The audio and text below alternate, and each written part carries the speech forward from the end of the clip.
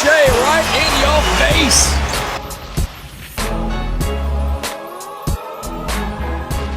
Welcome back to the Faedaway podcast, episode number 25.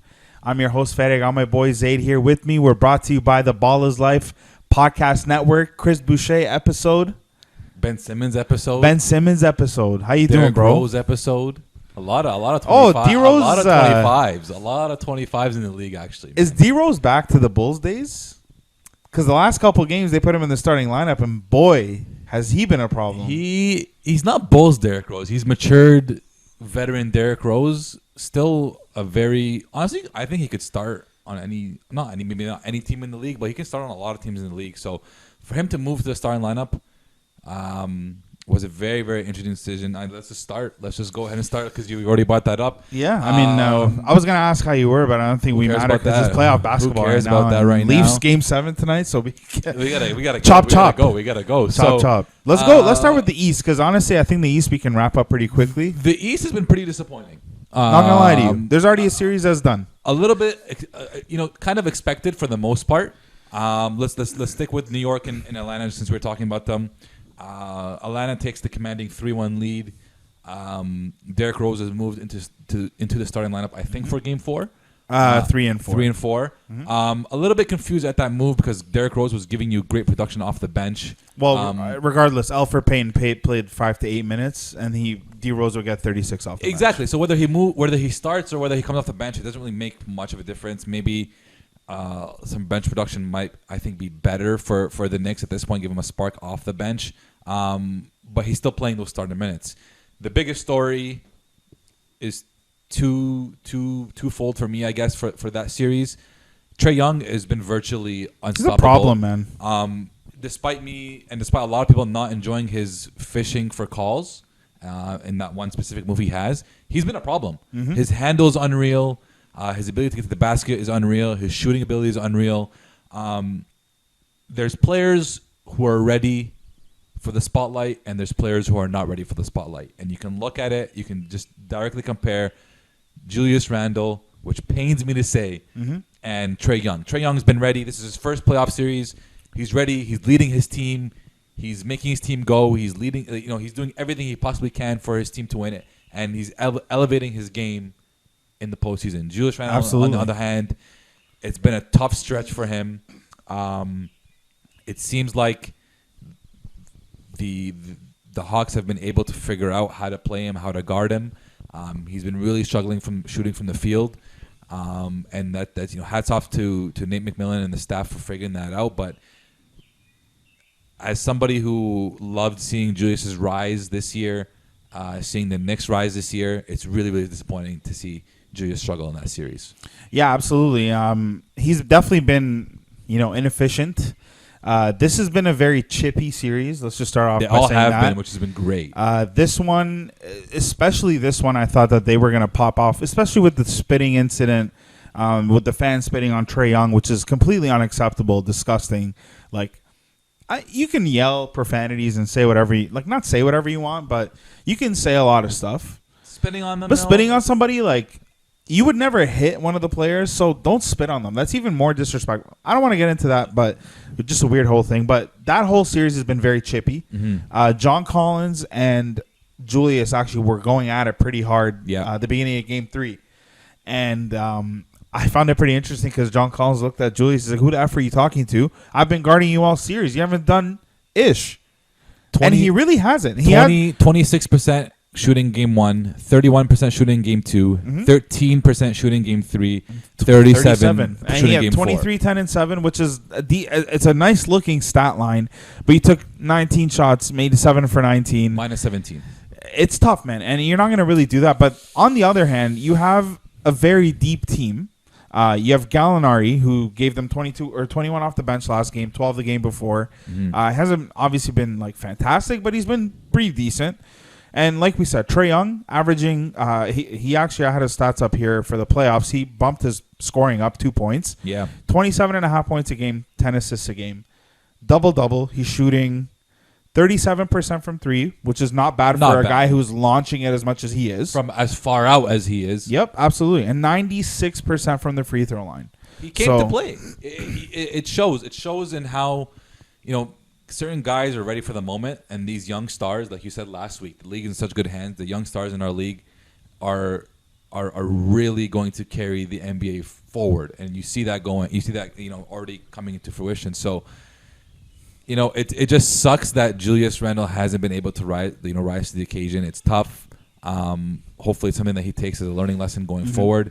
The Knicks as a team also don't look the most prepared, and that you can put on Tibbs. You can put on the coaching staff. They just didn't look like they're ready.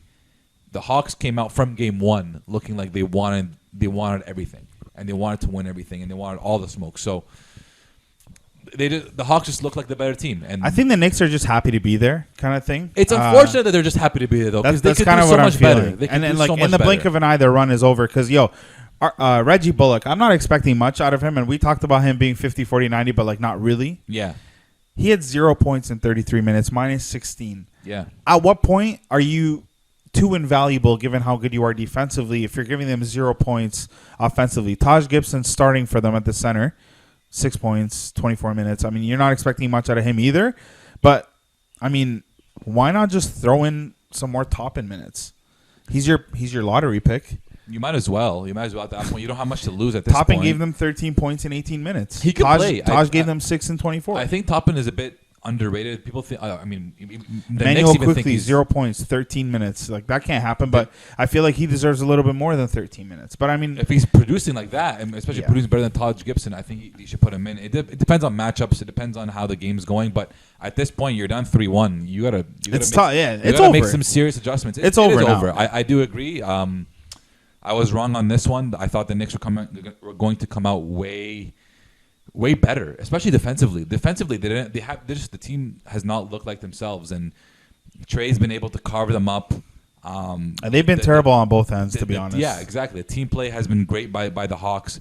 Everybody who's expected to show up has shown up, and they're a very underrated deep team. They've got a few guys who can really put the ball in the hole. So, I would say. I mean, personally, for me, maybe I just don't want to give Atlanta that credit yet. But I think it's more for me. It's more of a disappointment on the Knicks than it is a impressive win by the Hawks. The Hawks have been great. They've been playing really well.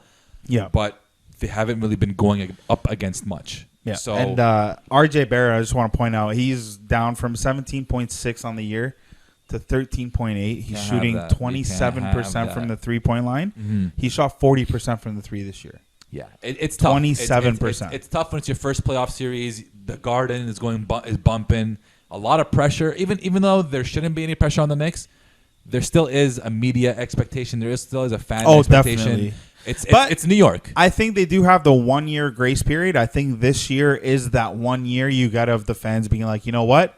It's the first year. We've been trash. Yeah. We're happy to be here. We're relevant again. Now we can hit the summer and try to get better pieces, because you acknowledge that we talked about it all year. They're misfits. At the end of the day, I think that they overachieved. Definitely. And that's the thing. Like, I heard an interesting perspective on this is both of these franchises overachieved. Like, Atlanta, they I want to say overachieved, but considering where they were when they fired their coach to where they are now, they came a long way. So both of these guys, regardless, had they ended up in different matchups, let's say one of them faced Brooklyn, one faced Philly, both franchises would be happy with the first round exit, saying, you know what, for the last however many years, we've been bad. Our nucleus now is young, we have it together, and now we made the playoffs, we're fine. But now one of these two franchises is going to have that staple on them. Like, you made the second round, so now you have to do that over again. I'm not so confident in the Knicks.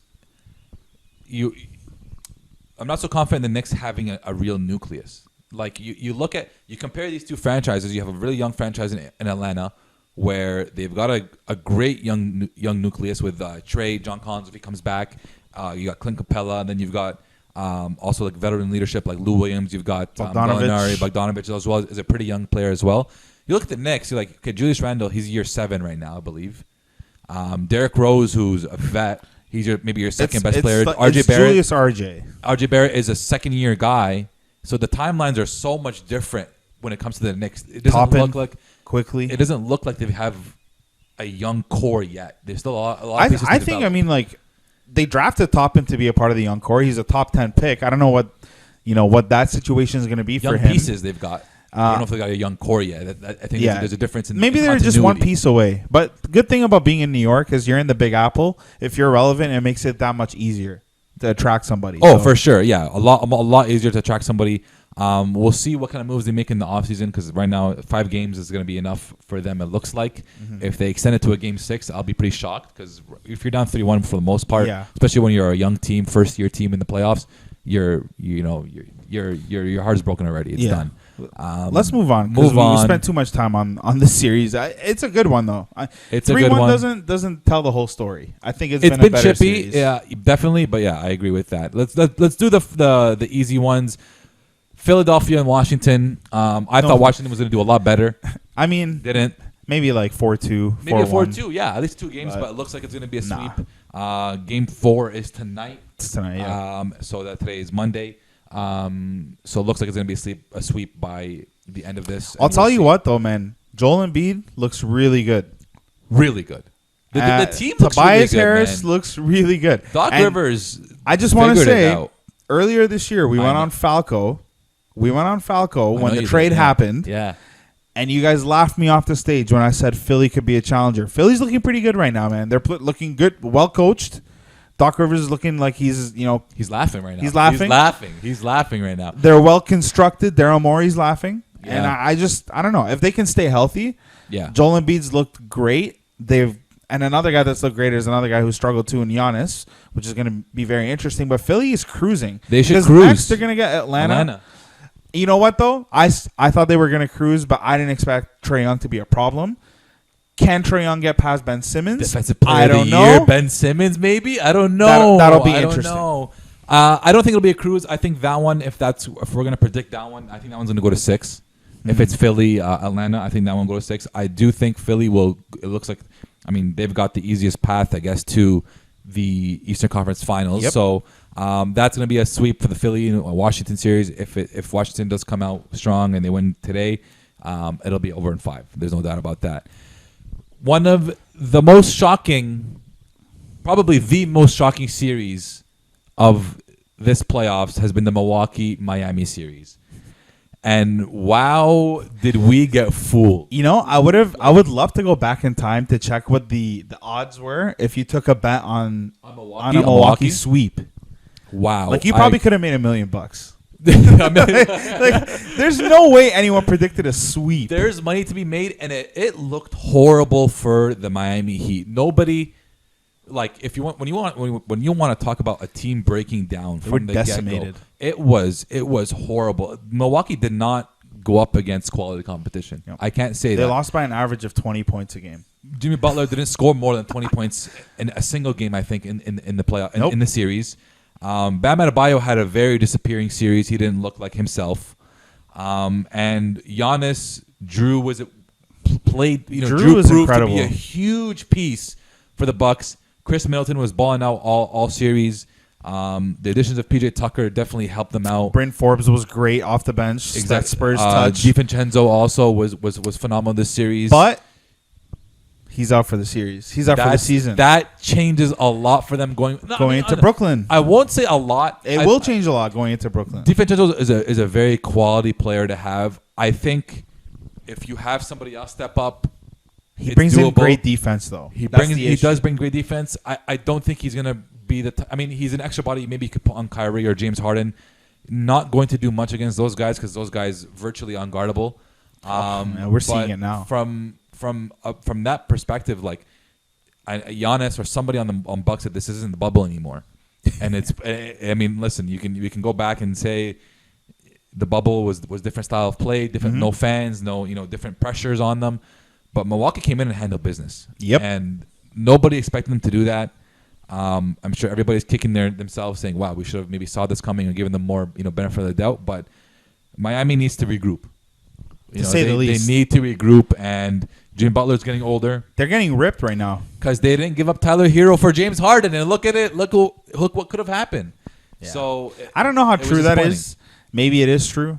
I don't know if they even would have taken it with Tyler Hero because they did get a pretty good offer in terms of picks. But man, I didn't expect it, but it is what it is. I think we both predicted a Miami win in that series. Yeah. They ended up getting decimated. So another guy I want to call out in a good way, Giannis. Great series. A guy who struggles historically in the playoffs. Played a great series. I think the effect of Drew Holiday is great because last year they would throw him the ball and say, figure it out. And he couldn't do it. Yeah. And he's just not that kind of guy. Because unfortunately, Eric Bledsoe was just not it. He wasn't the guy. He often disappeared, didn't show up, turnovers, bad misses. Also not as good as a playmaker as Drew. And the IQ and then you bring in Drew, Drew's playmaker, a player, defense, leader, and everyone that plays with Drew Holiday says he's a quality guy. So it's, I'm happy to see it. I like Drew Holiday a lot. Giannis is hard to not like. He's a very likable guy. Mm-hmm. Middleton's always like, he seems like a good guy. So I feel like it's a good guy team, small market city. And because my team's not in it this year, I would be happy with a Milwaukee win. I would like to see Giannis hoist the trophy. I don't think it's going to happen regardless. That next round is going to be wild. That next round is going to be crazy. Let's move on to that next, the Brooklyn and Boston series. Boston was able to steal one this past week with Jason. Not Boston, Jason Tatum. Well, yeah, I was going to say, and it took 50 points from Jason Tatum for them to steal a game. Kyrie had an off night that night, so it also took for a Kyrie off night. But game 4, they all bounced back, and Brooklyn was able to steal that. Well, not steal one, run away with that one, really. Did you see the stat lines? They combined for 104 points. KD had 40-something. Kyrie had 29. It's at so 39, easy. And James had 25 and 18 assists or something like that. It's so easy for them. I need them to. I need the next round to start because I need to see Milwaukee really give them a run for their money. I want to see the Brooklyn Nets respond to adversity and respond to adversity as a team. All like you said, it's still one-on-one basketball. It's still KD, get to your baseline jumper. James Harden, lull your defender to sleep at the three-point line. Kyrie, dance with the ball and acrobatic layup. It's always the same thing over and over again. There needs to be some sort of team play, and that team play has to come out when a team is able to challenge them defensively and force them to play as a team. So it'll be really interesting to see that next series in the second round. Brooklyn should close this out absolutely 4-1. Boston has no chance. Kemba out, Jaylen Brown out. That's what I was gonna. Robert Williams out. Who's giving them great minutes. So it's Jason Tatum and everybody else as Bill Simmons calls them, Tatum and the Tatumettes. Yeah, that's all it is. That's all it is. Jason Tatum looks phenomenal. By the way, I don't want to take away from just Jason Tatum. He's so strong. I think he has 94 points in 2 games. So strong, so balanced. His game is pretty complete now. Inside, it's beautiful, out, man. It's great. He's one of those young stars that the league is gonna be. Is he the next KD? In terms of scoring? unstoppable scoring. He's not as lengthy as KD. KD can pull up over everybody. Maybe if you put some size on Jason Tatum, maybe it'll distract him. He has a little way bit. more He's size. big. No, but I'm saying length. Someone to stop his shot, but you know how we talk about Devin Booker looking a lot like Kobe Bryant. Jason Tatum looks a lot like Kobe Bryant too, in the way he fades, the way he gets to his spots, the footwork, turnarounds, the turnaround jumpers. So he's going to be one of those guys that's going to be leading the league in scoring very soon. He's going to be one of those guys. Yeah. So to sum it up, Philly's leading 3-0, Atlanta up 3-1, Milwaukee 1-4-0, Brooklyn leading 3-1. A little disappointing, not going to lie to you. The Eastern Conference is, I thought it would be more competitive, but it is what it is. Let's move on to the West, where virtually every series is tied. Pretty much. Except for the one that didn't play Game 4 yet. Yeah. So we can start with that. The 1-8 matchup, Utah and Memphis, they're playing Game 4 tonight. Yeah. So far in the series, Memphis stole a game, then Donovan Mitchell came back. There was a lot of drama. Yeah. I don't know if we got a chance to discuss that. Maybe last week we did a little bit. Yeah, there was some drama about that he was ready to play. They didn't let him play. Yeah. Then he ended up playing again right after. So they won both games that he was there, 2-1. John Morant in that Game 2 loss, 47 points. He's a star. He's another one of those young stars. I was just going to say, another one of those young kids who's leading their team for their first playoff run, and you would never guess that it's his first time there. Yeah. He's playing out of his mind. He's playing extremely efficient basketball, good. I honestly think that they're getting tossed by the referees. The last game was a joke. Yeah. It was an absolute joke. Dylan Brooks is playing fantastic basketball. I hope that kid gets paid. He had, I think, 27 to 29 points last game with foul trouble. Right. It's just, like when you're going up against a team that's already the best record in the league, and on top of that, you're just getting worked by these refs. You don't have much room for error. It's demotivating. So I like what they're about. I like their coach a lot. I think he's done a fantastic job with this team, getting them ready. And they don't look scared of anybody. So I like Memphis a lot. Memphis, they're not going to win the series. Don't get me wrong, but I like them a lot. Utah is flat out the better team. They got the better pieces. They got the more experience. They got the vets. Great coaching as well. I'm not gonna not give any credit to Coach Quinn. Memphis is going to be a team to reckon with for the future. Another one of those future teams. What I love about Ja is that he can score 42 points, but there's always other guys that he's getting involved. There's always other guys who are popping off. JV's always playing stellar. Dylan Brooks, like you said, had 29 last game as well, 29. So they're not just relying on this one kid to take them over the hump. They've got great pieces. They've got that Memphis grit. Slow-mo has been great for that team. Slow-mo's like the perfect complementary piece to Ja, because Ja is too fast. Exactly. And Slow-mo's too slow. So they really balance. You always need out. a glue guy, and Slow-mo is that glue guy for them. And they're going to be a great team to watch in the future. And they're going to get that experience this year, and you're getting that experience against the number one seed in the NBA. So it's going to be very valuable for them going forward. What do you think about Bogdanovic in this series, man? That guy's a flamethrower. Yo, he cooks everybody. It doesn't make sense, man. He doesn't. It's not fair. I'm telling you. He's a hooper. He's one of those hoopers, bro. People don't even realize, but if there is an Eastern European revolution and Bogdanovic, Jokic, Doncic, Boban, all these men, these guys, bro. If they form a team, it's over for the league. It's a nasty team. These guys are incredible. I don't know. It's like they were taught basketball in the purest of ways. Like they play such perfect basketball. It's not just a skill; it's the IQ level too. They teach them how to play the game properly. These guys are the buckets. fundamentals. Both Bogdanovic's are buckets. Whether you're a guard, whether you're a point guard, whether you're a forward, whether you're a center, whatever position you are, you have that knowledge. You know how to play the game, and it shows in these European guys. They all know how to get buckets.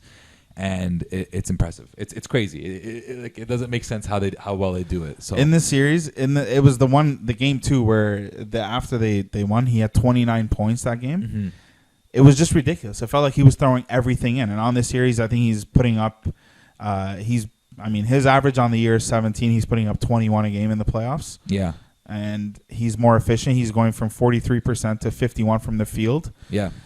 I mean, he's stepping up, man. Great players step up in the playoffs and not the other way around. They don't decrease their production in the playoffs. They increase it. So when you have that guy doing what he's doing and you have Gobert being Gobert, you have Donovan being Donovan, you have JC off the bench, they at some point even had that kid. What was that guy's name? George Niang? Niang. George? Yeah, George's Niang. Yeah. That guy was hitting threes, and it was like when he's banging, like what are you supposed to do?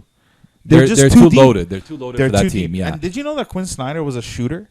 Oh yeah. Apparently he was a nice shooter, which makes sense because all these guys are shooters. These guys shooters. Steve Kerr was a shooter, and now his system is like the number one shooting system. So speaking of decreasing productivity, yes, the Dallas Mavericks and the Los Angeles Clippers tied 2-2.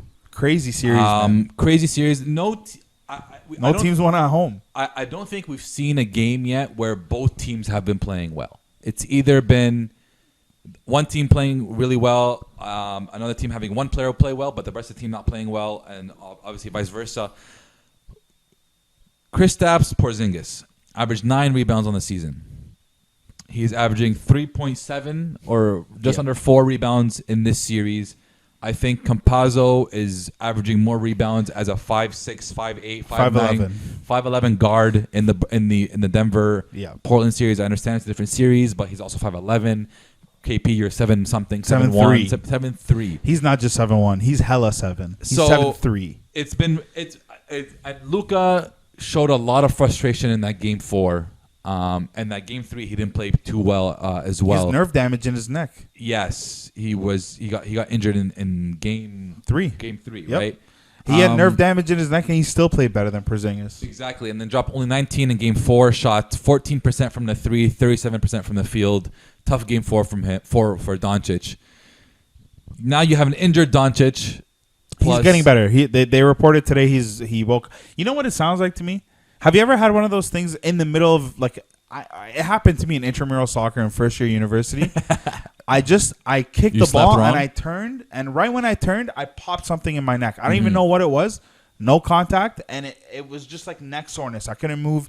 Obviously, his is probably on a grander scale, but when your neck, like if you have any nerve damage in that, or like you can't move, bro. Of course not. Of course you not. can't. You can't even look to your left or right, let alone play an NBA basketball game. So I don't even know how he played. He was in pain the whole game. They kept putting the camera on him. He couldn't move, but he woke up better. I think he's gonna. And they have like 2 full days off, so I think he's gonna get better. But Kristaps Porzingis, man, continue. I can't. It hasn't been too good, honestly. We got like the Mavs. Already, when you match up against the Clippers, I mean, Clippers are a little bit better personnel-wise. The Mavs don't really have much. You know, Game 1, 14 points for KP, 20 points in Game 2, 9 points in Game 3, shooting 30% in Game 3, and then 18 points, shooting 60%, 59% from the field in Game 4. 8 rebounds over those 2 games. 8 rebounds over those 2 games.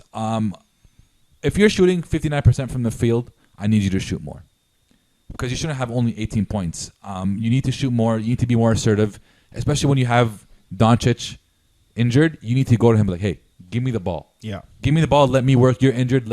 I should have. KP has the size advantage over everybody. KP is by no means, immobile. He can move. He can jump. He can shoot. He should be able to take over a game. The expectation for him to take over a game is, I think, very reasonable. And the way he's been performing hasn't been enough. They need more. He missed all of his threes in Game 4. Shot 25% from 3 in Game 2. In Game 3, was minus 21 in Game 4. He's at this point. He's honestly like on the verge of being unplayable. Like he's such a negative. Yeah, my minus 21. That to be exact. What are you doing, yo? And you know what the scary part is? Kristaps Porzingis is locked in for the next 3 years. Do you want to know the amounts? 31.6 next year. 33.8 next year. His option is 36 mil, which he's going to opt into for sure. That's 95 mil more guaranteed after this year, and this guy is garbage. I hate calling him garbage because I know he can do better. I just don't understand. He's never done better. He can't do it. On the flip New side, York's laughing right now, bro. Yeah. On the flip side, the Clippers have, woken up a little bit the last 2 games. Kawhi Leonard's been exceptional all series. He had 29 in Game 4. Dropped 36 and 41 in Game 2 and 3, respectively. So he's been balling out. Paul George, a bit up and down. He had 20 points in Game 4, 29 in 28 in Game 3, Game 2, and then only 23 points in Game 1. So the more I think Kawhi and PG and the rest of the team play together, I think the better they're going to get. What I do want to say is it's very embarrassing to watch Kawhi and Paul George not take on the challenge of guarding Doncic. They have Nick Batum, who, God bless his soul, I think he's 33, 34, 35 years old, was a great defender in his prime, in his heyday, but now he's a bit older. The fact that they're making Batum guard him, I think, is ridiculous. Paul George and Kawhi as top 2-way players in the league take on that challenge. It's the playoffs. This guy's killing you. Doncic has been destroying them all series except for Game 4, which he's injured. Take on that challenge of guarding him. You don't have to guard him and put him on straps, but you can slow him down. I just don't think Kawhi can anymore. I don't know. We don't know. We never know what Kawhi can or cannot do. It's always been a mysterious situation for him. We don't know how healthy he is. We don't know how much he can move. But listen, if you can drop 41 points in a game, I think you can move your feet to guard a Doncic. But that's the reason he dropped 41 is because he didn't guard Doncic. But I don't think you need to drop 41 every single game for you to win. And they didn't win that game. He dropped 41. So he just dropped 41 yesterday. No, Game 2, yesterday he dropped 29. Game 2, he dropped 41. You don't need to drop 41 to win. I do think you're more viable giving them 25 to 30 and maybe slowing down a guy like Doncic, who's their only source of offense on that team. Yeah, but I think if they can let him do his thing and not let anyone else do their thing, it's over. The reason why they won game 1 and 2 is because Tim Hardaway Jr. was lights out. He was lights out. Dorian Finney-Smith had a huge game 1. Mm-hmm. Jalen Brunson had a huge game 2. All 3 of these guys were nowhere to be found at home. 4. Yeah, game 3 and 4. 3 and 4. 3 and 4. So if your game plan is going to be, let me take out Brunson, let me take out Tim, let me take out Dorian, I don't want to see any of these guys put the ball in the net. Doncic, you can have your 40. Porzingis, we don't need to defend you. You can't even get it. Yeah, it's unattainable for you. That's a solid game plan for me. And then at that point, you're preserving fatigue on these guys. It's the first round. You can't have Kawhi running around chasing Doncic in the first round. I'm not saying chase him around 48 minutes a night. He shouldn't at all, I think. No, they have too many options. They built the team for this reason. For Kawhi not to play defense. I agree. Nick Batum is a big dude. He's not the greatest, but he's a big guy. I don't want anyone to tell me these guys are two-way players. They're not. It's evident they don't. Not that they don't play any defense, but they don't have that two-way label on them anymore where they go out and guard your best perimeter player or go out and guard one of the more elite perimeter players on another team and put up 25. Those days are over. I don't want to hear that anymore. I also want to say, like, people are knocking PG a lot, and I think it's unfair. He's been pretty solid, man. He's been pretty decent. I don't think he's been pandemic peak. His scoring in the playoffs is up 1.5 to 25. Yeah. I will say he's down to 30% from 3, which is a little concerning from 41. Right. But his field goal percentage is up 3 percentage points given the fact that he's down so much on 3. So he is more efficient from inside. And he's been putting up 25 a game. And I just, at this point, the narrative changes, right? When they're down 2-0, this team sucks.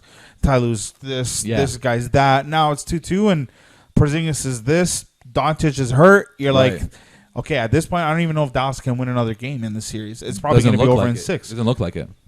If LA wins the next game at home, which they should, they're at home. It's easier to score on the road, though. I don't think Dallas is going to steal. Let's see the health. Let's see the health of Doncic. Has to show up, man. Let's see the health of Doncic. See how he comes out in Game 5. Yeah. Let's see just how KP feels like playing in Game 5, and then we'll go from there. But I agree with you. If Doncic is injured in Game 5 or is playing injured and they lose that one, there's no hope. I don't think there's any hope for them. So on the other side of the Staples is another huge turn of events. You know how we talk about at one point we thought Dallas was going to sweep. Now it's like, okay. It looked like it. So at one point in this series, we thought Phoenix was going to win the series after Game 1. Yes. And then we were like, wow, CP's hurt. LA's not going to lose another game. Chance, yeah. And now AD. Data Davis. Yo, how long did you think about that one? I saw it on Twitter. Oh, that's a really good one. Data Davis. Oh, that's good. And what's the other one? What's his name? Skip Bayless called him always dinged. AD. Always dinged. But I like Data Davis is way better. Data Davis is way better. One. Data Davis that's is really good. Back on the injury list, man. We don't even know what's happening with him. They did an MRI. It came back that he did strain his groin. He's very unlikely to play for Game 5, and groins are very, very annoying injuries, man. Even if he does play, he's not going to be good. The way he came out from his last injury a few weeks ago when he played, he did not look good. He didn't look comfortable. Yeah. This is a groin. You're not going to be able to make the same movements you usually do. And Phoenix stole one in LA.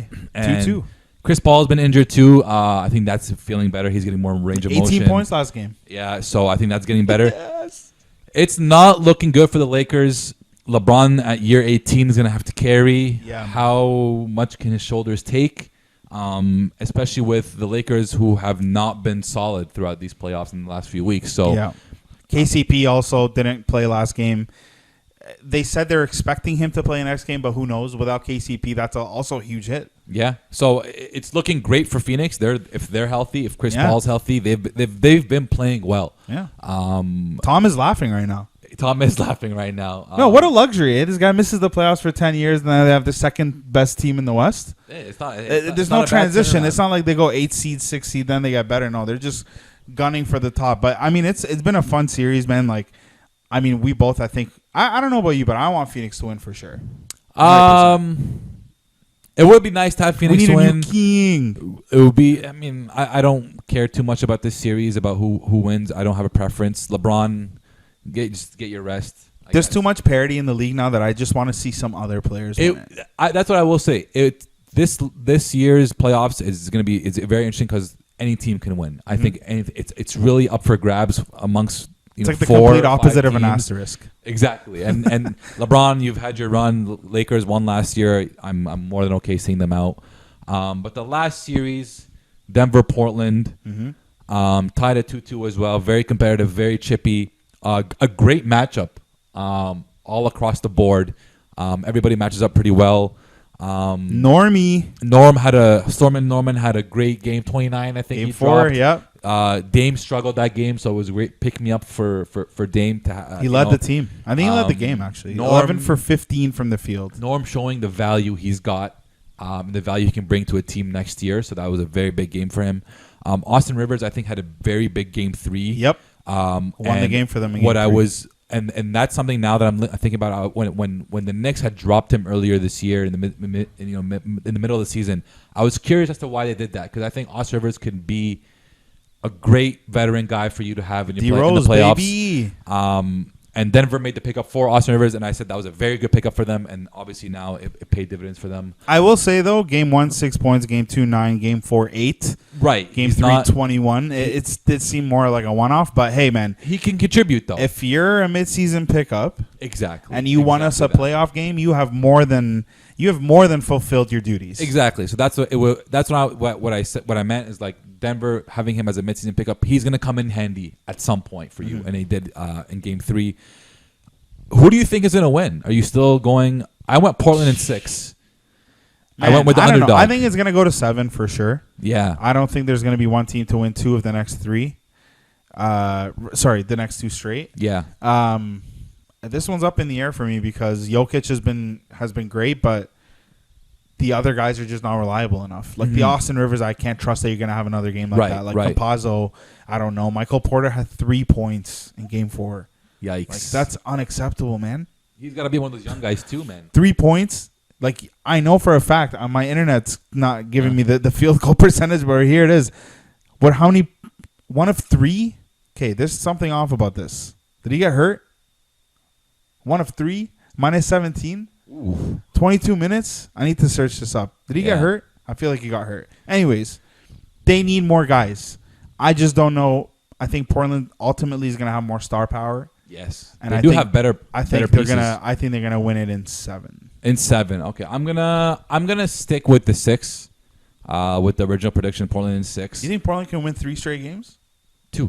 Well, they won that. I think it's doable, man. Given that Dame had an off night and they had to rely on Norman Powell to really pick them up, I think that just shows the versatility of the team. It shows the depth of the team.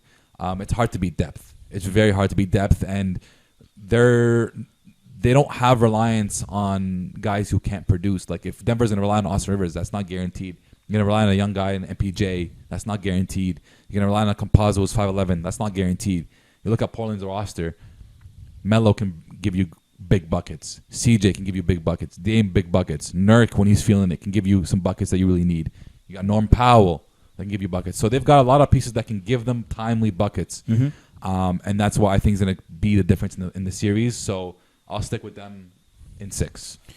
Absolutely, man. And with that being said, I think that kind of sums it up. I'm excited for the second round because as we progress, things just get more entertaining. Yeah. Like I want to see a Utah Clippers matchup. I want to see a Denver Phoenix or a Denver Lakers or even Portland Phoenix would be fun. Portland LA would be fun. So whichever way you slice it. And then the East, we already know what's coming. That second round is going to be a juggernaut series with Milwaukee, Brooklyn. Kind of unfortunate that one of them is not going to make the conference final, but you got Philly on the other hand. So there's powerhouses. I'm thankful as a fan, man. And one more thing I think that we should address as fans. I know we talked about it a little earlier, but all that crap that's happening, like the water bottles being thrown and all this stuff, it's just unacceptable. It has to stop.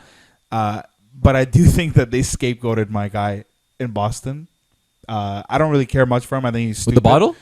They charged him with a felony, bro. That's pretty wild to charge him with a felony. That's a lot. Assault with a dangerous weapon. That's a lot. I think you're stupid because you didn't read the room. You should know. This is the third. There's been 3 of these already this week. Yeah. And every single one of them, the fans are snitching. This is the guy who did it. They're not sticking up for you. Yeah. It's not Malice in the Palace. Which you don't deserve to be to have someone stick up for you. Like, yo, Malice in the Palace days, remember? Yeah. You wouldn't know. Yeah. But like KD was asked about this and he said it perfectly in my opinion. Fans need to. It's not about them. You come, you enjoy the game. Speaking of you. And I saw an interview with Rasheed Wallace also, who said, "You can say whatever you want to me. Say it to me. Say it about me." But fans start talking about families, talking about wives, girlfriends, mothers. You go spitting. How do you spit on another human being? Like that to me is especially filth, with like, man. first of all, like the pandemic going around. Like that is one thing already. But like, how do you as a human being have the lack of decency to spit on somebody else? Like that's just a moral thing. And Katie said it's like, yo, like your mom wouldn't be proud of you if you're throwing balls at people, if you're spitting on people. Like people just need to understand that it's not just about them. They're also humans. Yeah. And go to the game, enjoy the game. Don't be like that. No, absolutely. And before you go to the game, you can search us up so you can get your insight and be ready for the game. You can find us on Google Podcasts, Apple Podcasts, Spotify, Facebook, Twitter, Instagram, TikTok, literally everything. All of it. We do all of this for you guys, so you better follow and subscribe. And we will come at you next episode. Wait. Shout out to the Balls Life Podcast Network. Now we'll come at you next episode.